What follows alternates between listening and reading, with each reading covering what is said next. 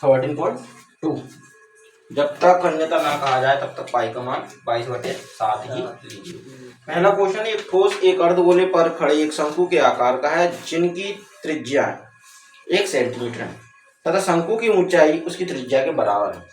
इस ठोस का आयतन पाई के पदों में व्यक्त कीजिए। देखिए मैंने सबसे पहले इंट्रोडक्शन में हम लोगों ने क्या किया था, फॉर्मूले किए थे। तो अभी 13.1 में तो क्षेत्रफल वगैरह काम हुआ है, अब टोटल आयतन का काम चलेगा। ठीक है, तो पहले तो हम देख लेते हैं क्या दिया हुआ है कि एक अर्धगोला और उसके ऊपर एक शंकु, अर्धगोले के आकार का है। तो एक ठोस है जो नीचे से अर्धगोला है कुछ इस शेप का, ठीक है, और ऊपर क्या है, एक शंकु है। ठीक है, और बोला इनकी जो त्रिज्या है वो कितनी है, 1 सेंटीमीटर की है। मतलब दोनों की त्रिज्या कितनी सेंटीमीटर की है, 1 सेंटीमीटर। तो ये लिख दिया हमने 1 सेंटीमीटर। और शंकु की ऊंचाई है वो त्रिज्या के बराबर ही, मतलब ये ऊंचाई भी कितनी आ जाएगी, 1 सेंटीमीटर। हम लोगों को इसका आयतन ज्ञात करना है, वो भी पाई के पदों में। तो क्या क्या दिया है पहले बोलिए तो ये थे, सॉल्व फर्स्ट है ना। तो दिया है, क्या दिया है हम लोगों को, अर्धगोले की त्रिज्या बराबर शंकु की त्रिज्या बराबर कितनी दी है, 1 सेंटीमीटर। ठीक है ना, बराबर 1 सेंटीमीटर। दोनों चीज हमारे पास अवेलेबल है। हाइट माइट का इसमें कोई काम होता है क्या, बिल्कुल होता है कि शंकु की ऊंचाई का जरूरत पड़ती है आयतन में। तो एवं शंकु की ऊंचाई अगर पृष्ठीय क्षेत्रफल या वक्र पृष्ठीय बात चल रही थी तो एल की जरूरत पड़ती, लेकिन यहाँ नहीं पड़ती, यहाँ एच की जरूरत पड़ती। कितनी है, ये भी 1 सेंटीमीटर। अब करके या चूंकि करके लिख सकते हैं, ठोस का आयतन बराबर, दो पार्ट है, पहला है अर्धगोला, तो लिखेंगे अर्धगोले का आयतन प्लस दूसरा क्या है, शंकुआकार भाग का आयतन। ये शंकु का आयतन सीधा ले लेते हैं, शंकु का आयतन। देखो क्या होता है, 2/3 पाई आर क्यूब, और शंकु का आयतन 1/3 पाई आर स्क्वायर है। शंकु बेलन का कितना होता है, 1/3 होता है। 2/3 ऐसा ही, पाई का कुछ नहीं रखना क्योंकि पाई में आंसर निकालना है आर का क्यूब। 1/3 पाई में कुछ नहीं रखना, आर का स्क्वायर मतलब 1 का स्क्वायर और एच मतलब 1। सॉल्व करेंगे तो यहाँ कुछ नहीं बचेगा, 2/3 पाई बचेगा और यहाँ 1/3 पाई बचेगा, क्योंकि 1 का मल्टीप्लाई करोगे तो सेम का सेम रह जाएगा। एलसीएम ले लेते हैं तो 2 पाई प्लस 1 पाई अपन में 3, टोटल पाई कितनी हो जाएगी, 3π/3, और 3 से 3 कट जाएगा तो आ जाएगा पाई सेंटीमीटर क्यूब। क्योंकि आयतन हमेशा त्रिकोणीय राशि है तो क्यूब में निकलती है घन में। ठीक है ना, तो पाई घन सेंटीमीटर किसका आंसर आ गया, इस ठोस का आंसर आ गया। अतः करके लिख देंगे, अतः ठोस का आयतन पाई सेंटीमीटर क्यूब है। खत्म। ठीक है ना, नोट करो, सेकंड क्वेश्चन करते हैं। चलो देखो, दूसरा क्वेश्चन है, एक इंजीनियरिंग के विद्यार्थी रसेल ने एक पतली एल्यूमिनियम की शीट का प्रयोग करते हुए एक मॉडल बनाने को कहा गया जो एक ऐसे बेलन के आकार का है जिसके दोनों सिरों पर 2 शंकु जुड़े हुए हैं। इस मॉडल का व्यास 3 सेंटीमीटर और इसकी लंबाई 12 सेंटीमीटर। यदि प्रत्येक शंकु की ऊंचाई 2 सेंटीमीटर तो रसेल द्वारा बनाए गए मॉडल में अंतर्विष्ट हवा का आयतन ज्ञात कीजिए। और कंडीशन दी है, मान लीजिए कि मॉडल की आंतरिक और बाहरी विमान लगभग बराबर है। तो कह रहा है एक तो बेलन है और दोनों साइड शंकु लगे हुए हैं, ये इस टाइप से कुछ उसका मॉडल है। गिल्ली बना रहा था, गिल्ली डंडा गिलने के लिए। ठीक है, अब इसके बाद इस मॉडल का कंप्लीट जो व्यास दिया है वो 3 सेंटीमीटर, मतलब यहाँ से यहाँ तक की इसकी जो डिस्टेंस दी वो कितनी है, 3 सेंटीमीटर। तो रेडियस कितनी निकल जाएगी, 1.5, जाहिर सी बात है। ठीक है, और ये जो इसकी लंबाई जो दी है वो कंप्लीट कितनी है, 12 सेंटीमीटर। तो ओवरऑल कितनी दी है, 12 सेंटीमीटर नीचे तक की। और शंकु की जो ऊंचाई है वो 2 सेंटीमीटर है प्रत्येक, मतलब ये भी 2 सेंटीमीटर है, वो भी 2 सेंटीमीटर। तो यहाँ अगर हम ऐसा कर देते हैं तो यहाँ से यहाँ तक का कितना दिया है, 2 सेंटीमीटर। और इधर भी अगर हमें इस तरह से कर तो यहाँ का भी कितना है 220 मीटर। ठीक है, इसके बाद अगर ये देखा जाए तो शेष भाग पर कितनी ऊंचाई बचती है। ये टोटल 12 थी, 2 और 2 यहाँ से चली जाती है, 4 चली जाएगी, 8 बचेगी। तो यहाँ से यहाँ तक जो पार्ट की जो लंबाई आ गई है वो कितनी आ गई 8 सेंटीमीटर। ठीक है, अब हम इसको सॉल्व कर लेते हैं। और कुछ तो इसमें दिया नहीं था। Solve question number second. क्या क्या दिया है पहले वो लिखिए। दिया है मॉडल का व्यास, मॉडल का व्यास डी बराबर 3 सेंटीमीटर। तो ये मॉडल जो है इसकी कंप्लीट त्रिज्या निकलेगी। अब त्रिज्या दोनों के लिए सेम ही रहेगी, तो r बराबर 3/2, तो 3/2 ही रहने दो। आप काटा पीटी करने की जरूरत नहीं, काट पीटा करना हो तो लिख दो 1.5 सेंटीमीटर। ठीक है, और इसके बाद इसकी संपूर्ण लंबाई और शंकु की ऊंचाई दी है। तो शंकु की ऊंचाई कितनी दी है, शंकु की प्रत्येक शंकु की ऊंचाई, ऊंचाई शंकु के लिए ऊंचाई को h से रिप्रेजेंट करते हैं, तो कितनी है 2 सेंटीमीटर। कुल लंबाई कितनी है, कुल लंबाई जो है वो हमारे पास 12 सेंटीमीटर। इसीलिए बेलनाकार जो भाग है उसकी ऊंचाई निकालेंगे। बेलनाकार भाग की लंबाई, अब देखो इसको भी हम एच से रिप्रेजेंट करेंगे, दिक्कत तो इसको हम एच डैश से रिप्रेजेंट कर देंगे। 12 - 2 × 2, 12 - 4, टोटल कितना आ जाएगा 8 सेंटीमीटर। यहाँ तक कोई दिक्कत है किसी को? अब निकालना है इसका आयतन। ठीक है, चलिए देखिए।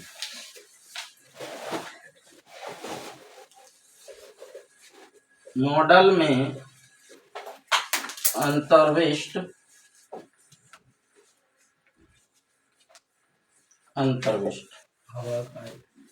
हवा का आयतन बराबर, पहला तो बेलनाकार भाग है तो लिख देते हैं बेलनाकार भाग का आयतन प्लस 2 गुणा शंक्वाकार भाग का आयतन। 2 का गुणा क्यों किया कि दोनों और 2 हैं। चलिए, बेलन की अगर आयतन की बात करें तो होता है πr²h। तो बेलन के लिए तो हम h डैश मान के चल रहे हैं, है ना। 2 × शंक्वाकार भाग का आयतन, तो शंकु का होता है 1/3 πr²h।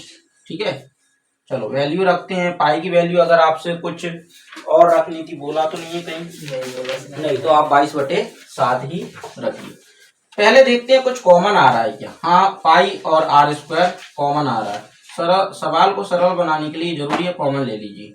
तो यहाँ h डैश बचेगा, और यहाँ की अगर मैं बात करूं तो यहाँ बचेगा 2/3 πr² कॉमन आ चुका है, तो h।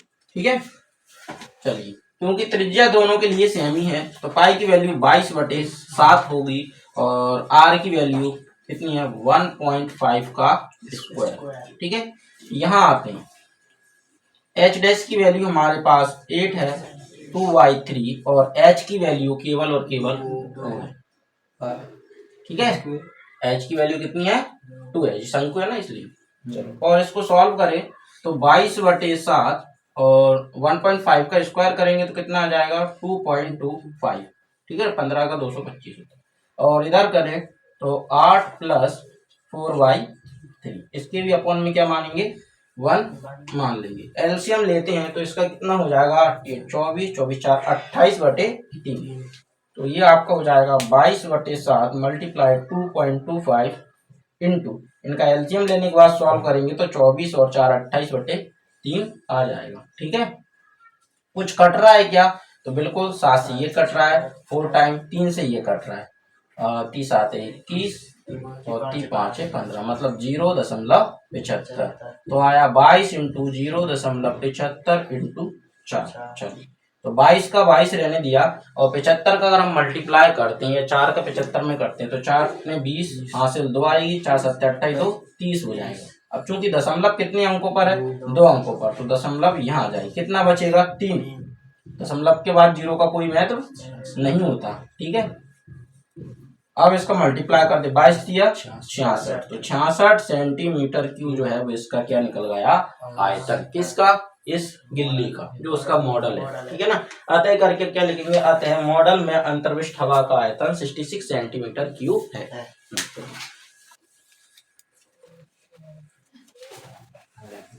क्वेश्चन नंबर 3, एक गुलाब जामुन में उसके आयतन की लगभग 30% चीनी की चाशनी है, 45 गुलाब जामुन में लगभग कितनी चाशनी होगी यदि प्रत्येक गुलाब जामुन एक बेलन के आकार का है जिसके दोनों सिरे अर्धगोलाकार हैं। चलो देखते, गुलाब जामुन चमचम है,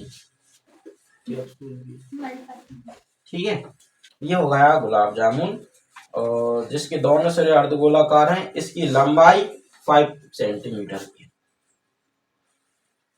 ओवरऑल लंबाई 5 सेंटी, और जो इसका व्यास दिया है वो कितना है 2.8। अगर व्यास 2.8 है तो रेडियस कितनी हो जाएगी 1.4 हो जाएगी, ठीक है। चलिए पहले ये दिया है, गुलाब जामुन है। हाँ बेटा ये गुलाब जामुन है। तुम्हारे सर को थोड़ा बनाना भी नहीं आता ना, चाशनी बना दूंगा मैं, अभी देख लेना यहाँ पर, ठीक है। दिया है, क्या दिया मैं तो ये भी भूल गया, लंबाई गुलाब जामुन की, खाली पेट गुलाब जामुन दिख रहा है, गुलाब जामुन की लंबाई कितनी है 5 सेंटीमीटर, और जो व्यास दिया है वो कितना दिया है d बराबर 2.8 सेंटीमीटर, तो रेडियस निकलेगी 2.8 बाई 2 1.4 सेंटीमीटर, ठीक है।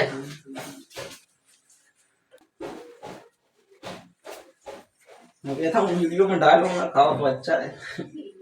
देखो लंबाई और व्यास से त्रिज्या निकाल ली, ठीक है। अब वो बात की बात है, गुलाब जामुन 35 है, एक गुलाब जामुन में उसके आयतन का 30% है, तो 35 में भी 30% ही होगी।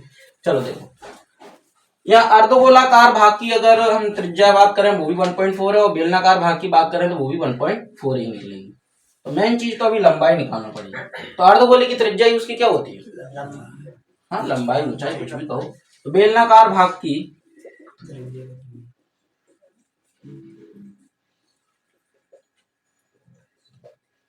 लंबाई, जो बेलनाकार भाग की लंबाई निकलेगी उसको h मानी, टोटल है 5 माइनस 2 इंटू 1.4। 1.4 क्यों घटाया और 2 का इंटू क्यों किया, एक अर्धगोला इस साइड है एक अर्धगोला इस साइड है, इसलिए 2 का इंटू। 1.4 मतलब त्रिज्या, क्योंकि अर्धगोले की त्रिज्या ही उसकी ऊंचाई होती है, तो ये 1.4 ये भी 1.4, टोटल 1.4 टोटल कितना हो जाएगा 2.8, और 2.8 को 5 में से घटाएंगे तो आ जाएगा 2.2, कितना आ जाएगा 2.2 सेंटीमीटर।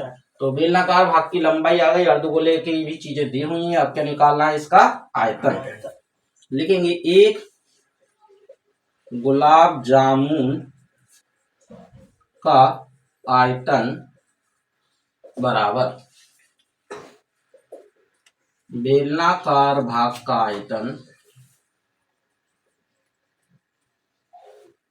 प्लस दूसरा क्या है 2 इंटू अर्धगोलाकार भाग का आयतन, ठीक है। चलिए, तो बेलनाकार भाग का आयतन, तो बेलन का आयतन का सूत्र क्या होता है pi r square, pi r square, और अर्धगोले का क्या होता है 2/3 पाई आर क्यूब, ठीक है, हाँ पाई आर क्यूब होता है। चलिए इसको सॉल्व करें तो कॉमन क्या आ रहा है पाई आर स्क्वायर कॉमन आ रहा है, ठीक है। अंदर बचेगा h, और यहाँ मल्टीप्लाई कर देंगे 2 to the 4/3, pi r square जो चुका है r, वैल्यू रखते हैं, पाई की वैल्यू 22/7, कुछ और रखने को तो नहीं बोला आपसे, नहीं बोला, क्वेश्चन में चेक करते रहना, ठीक है। तो 22/7, r कितना है 1.4, तो 1.4 का स्क्वायर, h कितना है, h है 2.2, तो 2.2 प्लस 4/3 इंटू 1.44, 22/7 और कितना जाएगा 196, 1.96, और ये हो जाएगा 2.2 प्लस 5.6 कौन में 3, ये काट दिया, 7 दूनी और 7 8 56, मतलब 0.28, 22 मल्टीप्लाई बाय 0.28, और यहाँ अगर हमें एलसीएम लेने तो कितना आ जाएगा 6.6 प्लस 5.6/3, ठीक है। तो ये हो जाएगा 22 मल्टीप्लाई 0.28 इंटू 6 6 12 81 6 12 12.2/3। ये कितने गुलाब जामुन का आयतन निकल गया है, एक का। ऐसे कितने गुलाब जामुन है, 45, इसीलिए 45 गुलाब जामुन का आयतन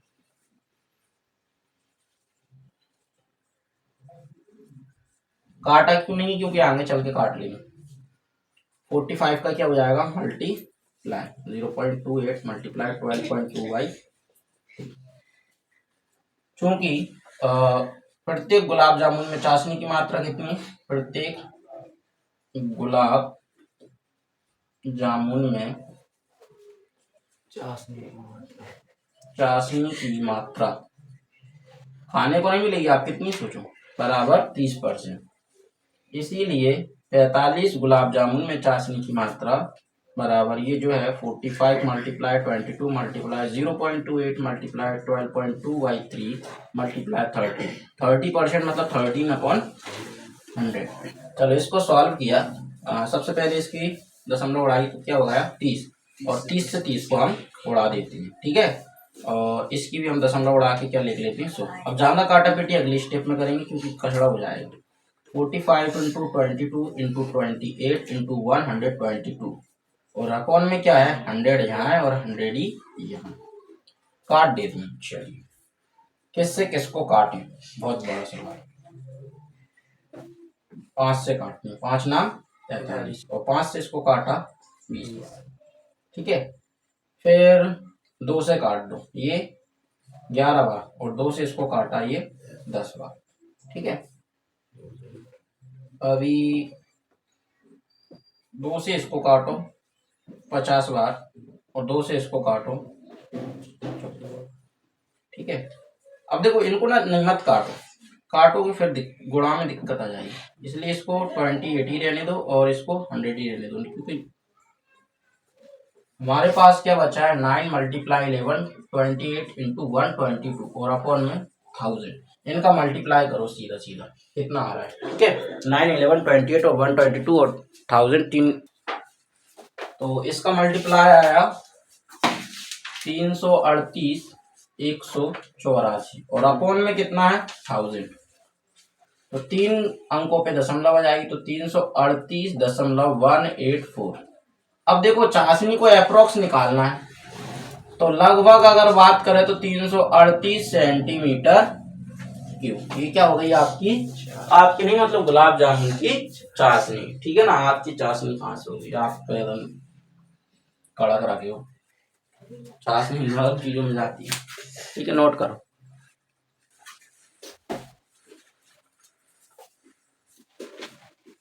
अगर मैं इनको अरेंज करके छोड़ दूं तो कैसा रहेगा, वैसे ही समझ में तो आ गया, मतलब फॉर्मूले तक कैलकुलेशन आप लोग कर लेना। चलिए, एक कलमदान घनाभ के आकार की एक लकड़ी से बना हुआ है जिसमें कलम रखने के लिए 4 शंक्वाकार गड्ढे बने हुए हैं। घनाभ की विमाएं 15 सेंटीमीटर 10 सेंटीमीटर और 3.5 सेंटीमीटर, प्रत्येक गड्ढे की त्रिज्या आपको 0.5 सेंटीमीटर और गहराई 1.4 सेंटीमीटर। पूरे कलमदान में लकड़ी का आयतन ज्ञात कीजिए। चलिए, ये तो बहुत सरल क्वेश्चन है, दिया है, डायग्राम बनाना है उसमें बना हुआ है, कोई जरूरत नहीं है आप, ठीक है।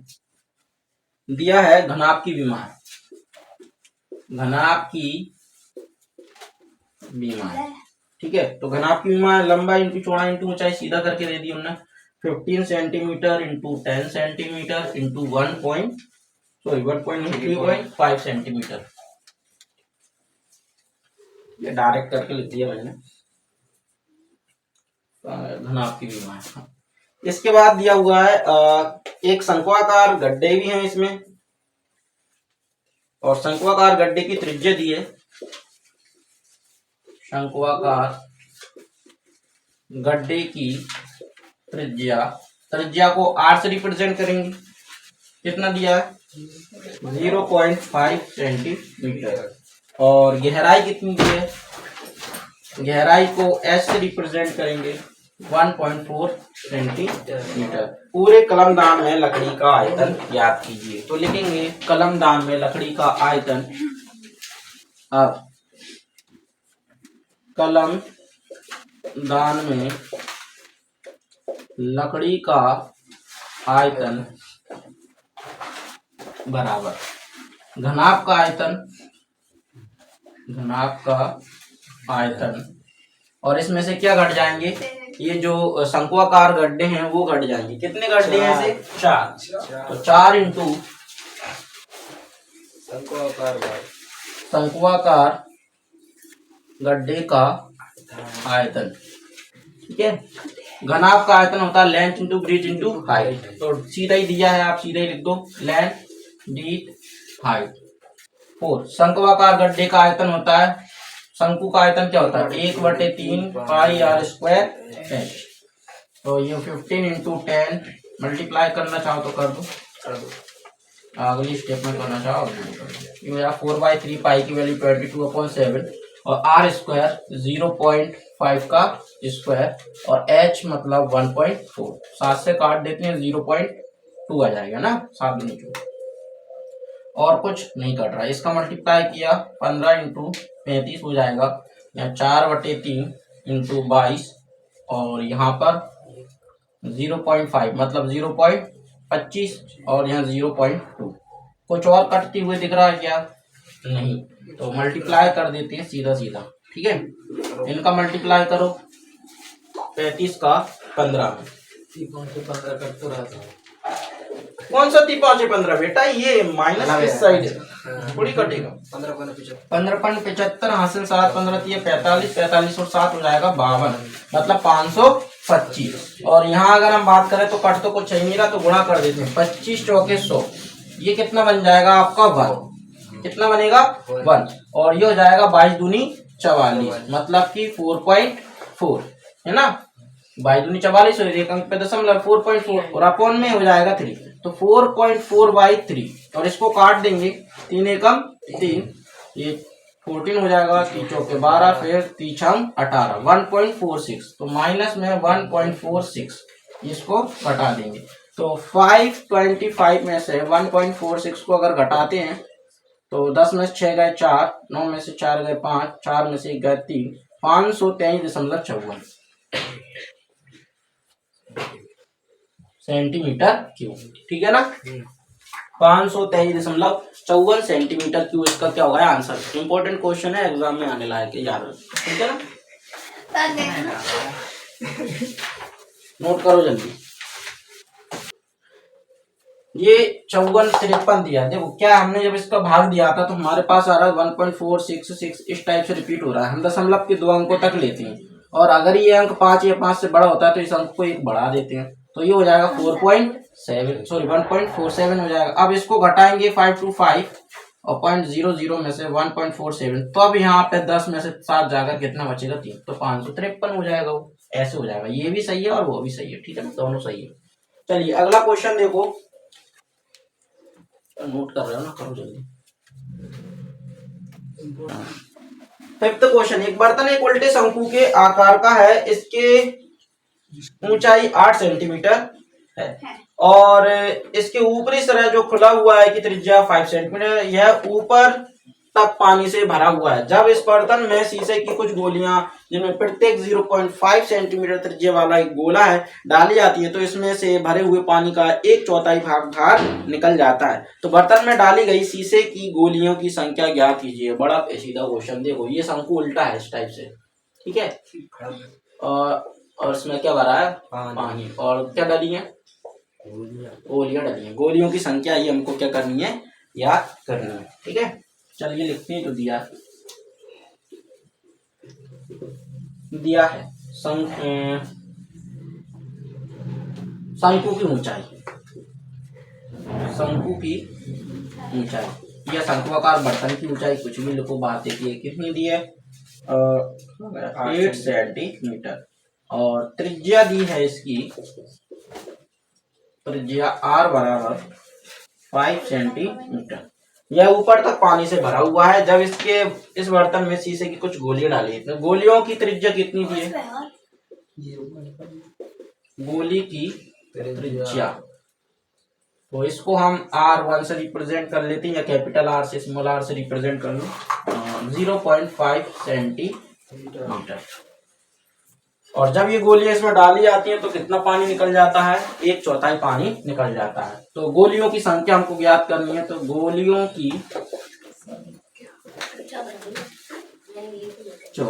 की संख्या को क्या मान लेंगे हम, बराबर n, ये हमने क्या कर लिया, माना।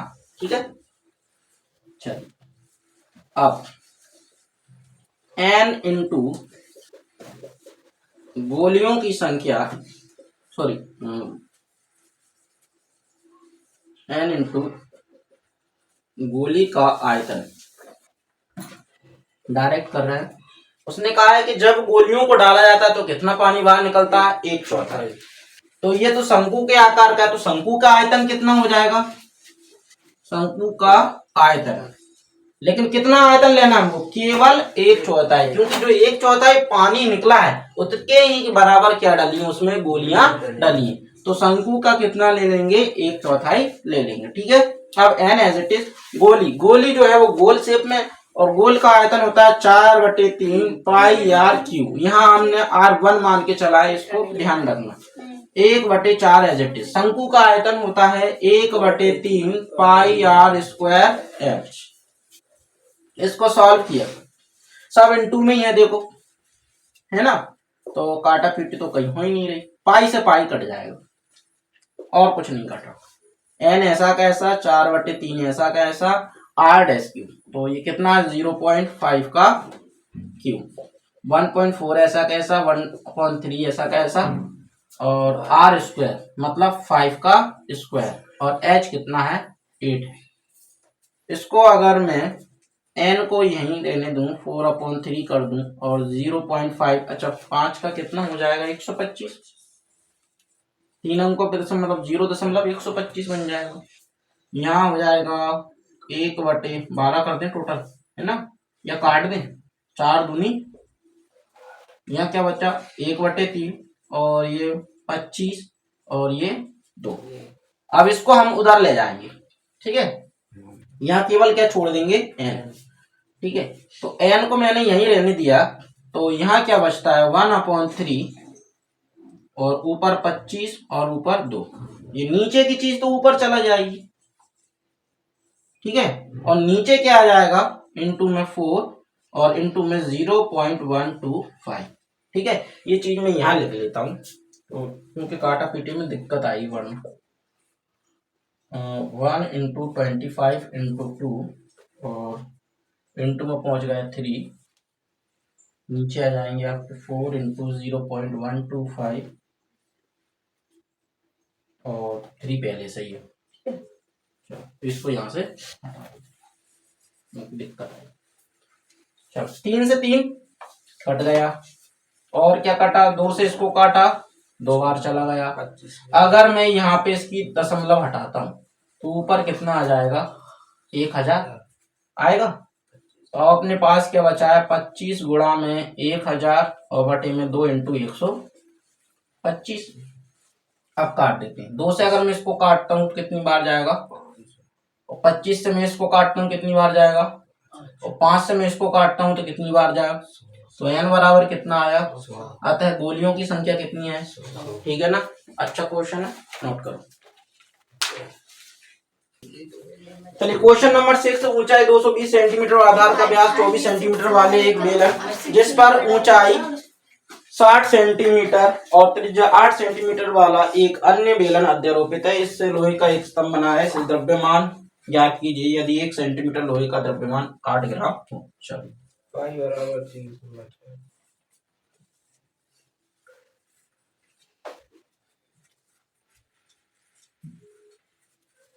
इसकी ऊंचाई है 220 सेंटीमीटर और आधार का व्यास जो दिया है वो कितना दिया है 24 सेंटीमीटर। ठीक है,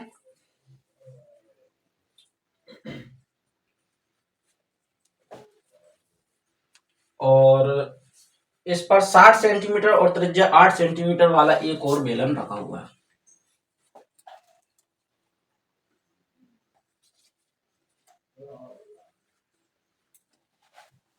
बेलन क्या कुछ और ही बनने पड़ रहा है। चलिए, इसकी ऊंचाई कितनी है 60 सेंटीमीटर और हम कर देते हैं छोटा सा बना देते हैं। इसकी ऊंचाई है 60 सेंटीमीटर। ठीक है, और इसकी त्रिज्या कितनी है 8 सेंटीमीटर। तो यहां से यहां तक टोटल 8 सेंटीमीटर। हमें इसका द्रव्यमान ज्ञात करना है और एक सेंटीमीटर क्यूब लोहे का द्रव्यमान 8 ग्राम दिया। पाई की वैल्यू 3.14। 24 सेंटीमीटर पूरा व्यास था तो इसकी त्रिज्या कितनी निकलेगी 12 सेंटीमीटर। चलिए मैं क्वेश्चन से अरेंज करके छोड़ूंगा, आप कर लेना है ना। दिया है क्या क्या दिया है, बड़े बेलन की ऊंचाई कैपिटल में मान के चलेंगे, बड़ा है इसलिए 220 सेंटीमीटर। फिर बड़े बेलन की का व्यास डी बराबर कितना है 24 सेंटीमीटर। तो त्रिज्या कितनी निकलेगी, त्रिज्या आर बराबर 24/2 हो जाएगी 12 सेंटीमीटर। कितनी हो जाएगी 12 सेंटीमीटर। इसी प्रकार छोटे बेलन की ऊंचाई, इसको स्मॉल एस से ले लेंगे 16 सेंटीमीटर। और त्रिज्या कितनी दी है इसकी 8 सेंटीमीटर। हमें इसका द्रव्यमान निकालना है। 1 सेंटीमीटर क्यूब बराबर 8 ग्राम दिया हुआ है। ये अलग कंडीशन लिख लेते हैं, 1 सेंटीमीटर क्यूब बराबर 8 ग्राम। और पाई की वैल्यू कितनी रखनी 3.14। इस चीज का विशेष याद रखना। अब आयतन निकालते पहले इसका। तो खिलौना है या एक ठोस है, कुछ नहीं है, स्तंभ है। तो स्तंभ का आयतन बराबर बड़े बेलन का आयतन प्लस छोटे बेलन का आयतन। ठीक है, बड़े बेलन का आयतन कितना हो जाएगा, तो बेलन का आयतन का सूत्र क्या होता है पाई आर स्क्वायर एच, और छोटे वाले के लिए भी पाई आर स्क्वायर एच। कर लोगे या कर ही दूं, थोड़ा टाइम लगे, कर ही देते हैं। पाई की वैल्यू हम एक काम करते हैं कॉमन ले लेते हैं, अंदर आर स्क्वायर बचेगा कैपिटल वाला और H plus r square H. Pi की वैल्यू 3.14 है, रहने देते हैं। आर स्क्वायर कितना है 12 का स्क्वायर और कैपिटल एच कितना था 220 प्लस स्मॉल आर स्क्वायर कितना है 8। ठीक है, और एच कितना है 60। इसको सॉल्व किया तो ये आएगा 3.14। ठीक है, और 12 का स्क्वायर 12 12 144 220 प्लस 8 का स्क्वायर 64 इंटू 60।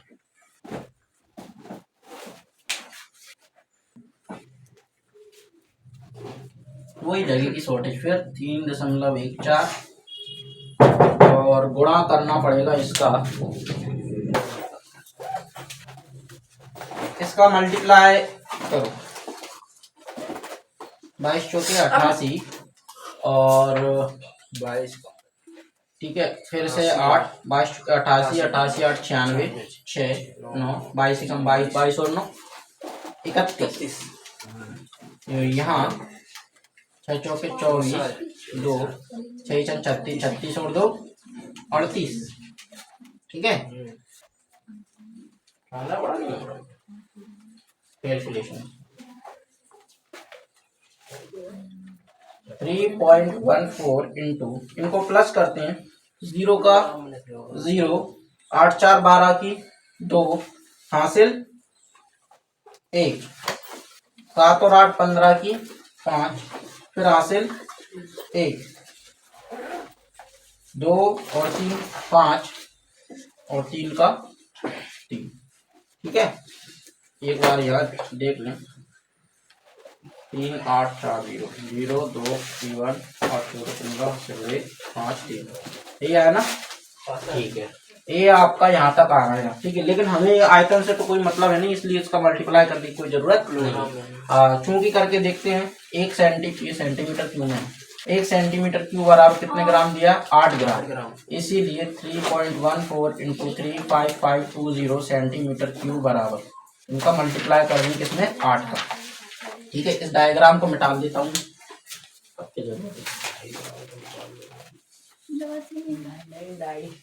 तो ये हो जाएगा आपका 3.14 इंटू 35520 इंटू 8। ग्राम में चेंज हो गया, लेकिन हमें ग्राम में नहीं, हम कहाँ में बदलेंगे? किलोग्राम में। 35520 इंटू 8 और कितने का डिवाइड? किलोग्राम बदलने के लिए 1000 का डिवाइड। चलिए अब इनका मल्टीप्लाई करके जल्दी फटाफट आंसर बताओ। तो इंटू कितना आया? ये आ गया आपका 892 262.4 और 3 अंकों पे और दशमलव आ जाएगी, यहाँ आ जाएगी, हो जाएगा 892.26। उधर का कोई मतलब नहीं है, 2 अंकों तक लेना। किलोग्राम, ये हो गया आपका आंसर। आता है करके लिख दोगे। स्तंभ का द्रव्यमान कितना है? 892.26 किलोग्राम है। चलिए क्वेश्चन नंबर 7 है ना। देखो क्या है कि एक ठोस में ऊंचाई 120 सेंटीमीटर और त्रिज्या 60 सेंटीमीटर वाला एक शंकु सम्मिलित है। ठीक है, तो शंकु की ऊंचाई कितनी हो गई? 120 सेंटीमीटर और त्रिज्या हो गई 60 सेंटीमीटर। जो 60 सेंटीमीटर त्रिज्या वाले एक अर्धगोले पर अध्यारोप है। तो यहाँ एक अर्धगोला बना लेते हैं पहले। दोनों की 160। हाँ बेटा, दोनों की 160 नहीं 60। ठीक है, और इसी पे ये शंकु रख दिया और शंकु की जो ऊंचाई दी है वो 120 सेंटीमीटर है। ठीक है, यहाँ से यहाँ तक। और जो अर्धगोला है उसकी त्रिज्या भी 60 है और जो शंकु है उसकी त्रिज्या भी 60 है। मतलब ओवरऑल त्रिज्या दोनों की सेम ही है। यहाँ से कितनी हो गई? 16 सेंटीमीटर। और इस ठोस को एक बेलन में डुबा दिया जाता है और उस बेलन की ऊंचाई 180 है। इस तरह से डुबोया जाता है कि वो इसकी तली को क्या कर रहा है? स्पर्श कर रहा है। ठीक है, ये ठंडों में एक तो क्या हाथ पैर भी ढंग से नहीं चलते यार।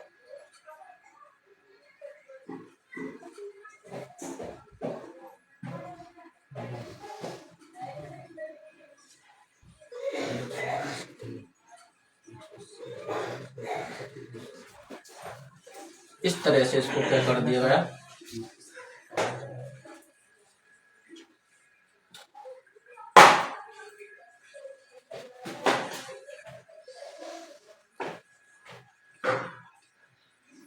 ठीक है, ये बीच में दाग कैसा आ गया पहले से।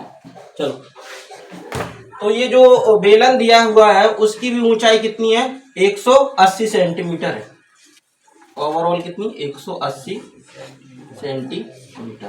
ठीक है, बेलन की ऊंचाई 180 सेंटीमीटर दी। त्रिज्या इसकी सबकी त्रिज्या कितनी है? 60 सेंटीमीटर और शंकु की ऊंचाई 120 सेंटीमीटर दी हुई है। ठीक है, और ज्ञात क्या करना है हमें? तो ज्ञात करना है कि बेलन की तली को स्पर्श करें। यदि बेलन की त्रिज्या 60 सेंटीमीटर हो, ऊंचाई 180 सेंटीमीटर हो, तो बेलन में शेष बचे पानी का आयतन ज्ञात कीजिए। तो देखो पूरा बेलन है और पूरे बेलन में किसको डुबो दिया जा रहा है? इन दोनों को, शंकु और अर्धगोले को। तो जो पानी बचेगा वो कहाँ बचेगा? यहाँ बचेगा, है ना। इधर ही बचेगा पानी, और कहाँ बचेगा?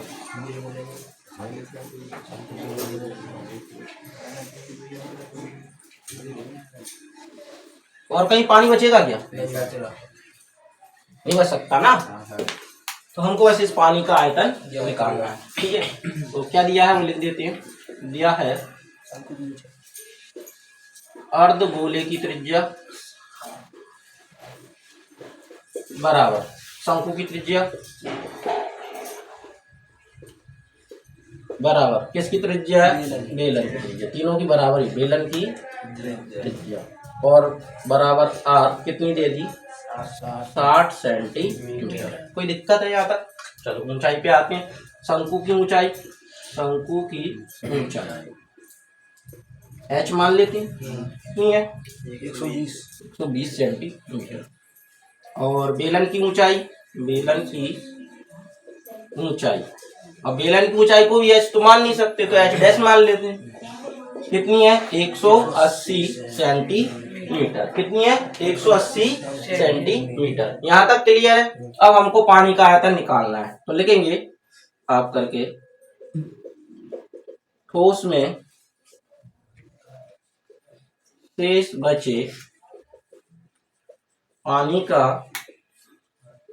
आयतन बराबर किस किस का आयतन होगा, पूरे बेलन का आयतन, बेलन का आयतन, और क्या घटा देंगे माइनस कर देंगे शंकु का आयतन, शंकु का आयतन, और माइनस कर देंगे क्या अर्धगोले का आयतन। ठीक है, ये तीन चीज अपन दो चीजें माइनस कर देंगे।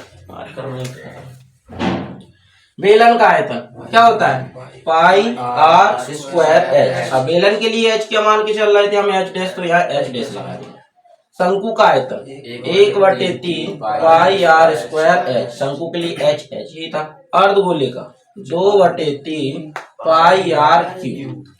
ठीक है, अब कॉमन ले लेते हैं, क्या कॉमन आ रहा है इसमें से पाई आर स्क्वायर, कॉमन ले लिया पाई आर स्क्वायर, अंदर बच गया H dash minus 1/3 H minus 2/3 R, ये बचेगा। चलिए वैल्यू रख देते हैं, पाई की वैल्यू और कुछ तो नहीं दी रखने के लिए, 22/7 ही रखना है ना, हाँ, क्योंकि ये चीज का विशेष ध्यान रखना नहीं है, आंसर मिस्टेक कर जाता है दशमलव के बाद का खासकर। आर की वैल्यू कितनी है 60, तो ये हुआ है 60 का स्क्वायर। अंदर एच डैश 180 माइनस 1/3, एच की वैल्यू 120 माइनस 2/3, आर की वैल्यू 60। काट देते हैं, ये कट जाएगा इससे कितनी बार में 40 बार में, ये कट जाएगा इससे 20 बार, और यहाँ आ जाएगा 22/7 और 6 36 हो जाएगा, और यहाँ हो जाएगा आपका 180 माइनस 40 माइनस 20। ठीक है, हाँ अच्छा हाँ 20 दूनी 40, थैंक यू, 20 दूनी 40। अब इधर इधर कर लेते हैं, देखो अब यहाँ से देखो तो 180, 40 और 40 ये 80 हो जाएंगे, तो घट जाएंगे तो कितने बचेंगे 100, तो यहाँ बचा आपका 22/7 इंटू 3600 और इंटू 100।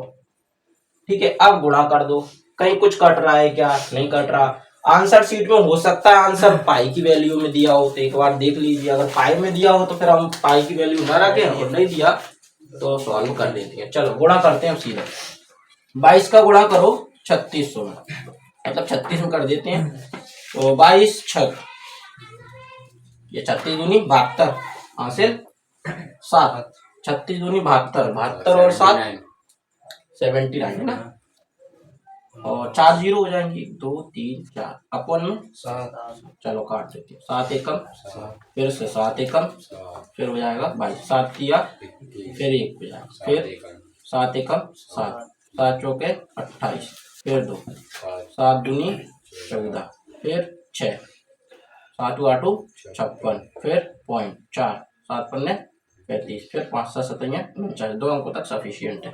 ठीक है, आंसर 1.131, हाँ 1.131 मीटर क्यूब। तो देखो यहाँ आपका ये काम चल रहा है, तो ये सेंटीमीटर क्यूब में है, हमें मीटर क्यूब में आंसर लाना, हालांकि आंसर आपका ये भी होगा। तो जब भी हम सेंटीमीटर क्यूब को मीटर क्यूब में चेंज करते हैं तो 1000 से क्या कर देते हैं, भाग दे देते हैं।